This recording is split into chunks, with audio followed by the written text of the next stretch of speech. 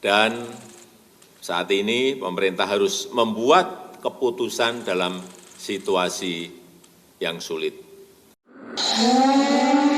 Dulu, Indonesia adalah negara pengekspor minyak dan member dari OPEC, negara-negara pengekspor minyak. Namun, ketika produksi menurun terus dan kebutuhan meningkat, maka di tahun 2005, Indonesia keluar dari OPEC karena Indonesia mulai mengimpor minyak. Kebutuhan saat ini adalah 1,5 juta barel per hari dengan produksi sendiri 800.000 barel per hari. Ini membuat Indonesia sampai akhir zaman akan menjadi negara pengimpor minyak. Dari BBM tersebut, berapa sih yang untuk konsumtif dan berapa sih yang untuk produktif? Ternyata yang konsumtif 60% lebih itu untuk kendaraan roda 2. Lalu untuk yang produktif kemana aja? Salah satunya yaitu untuk power plant atau pembangkit listrik tenaga gasolin atau solar atau juga LNG. Bagaimana kita ke depan mengurangi impor tersebut sementara BBM kebutuhannya meningkat? Pengalaman pribadi saya mungkin bisa jadi solusi. Saya memiliki perusahaan teknologi bernama Luxcell Teknologi. Perusahaan kami tersebut berhasil menghilangkan flare gas di Singapura. Kami memiliki surat resmi dari pemerintah Singapura, dari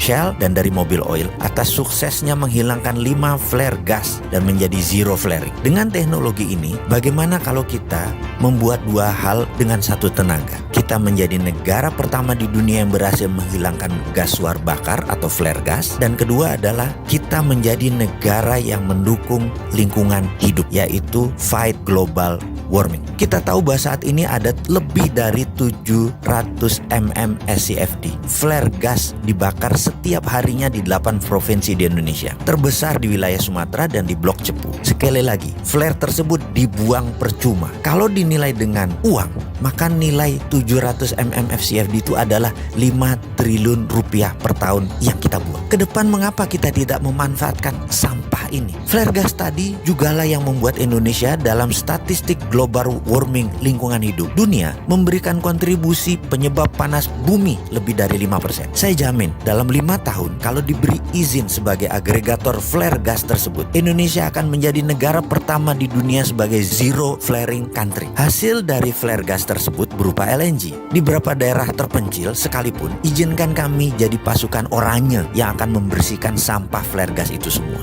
LNG-nya bisa masuk PLN.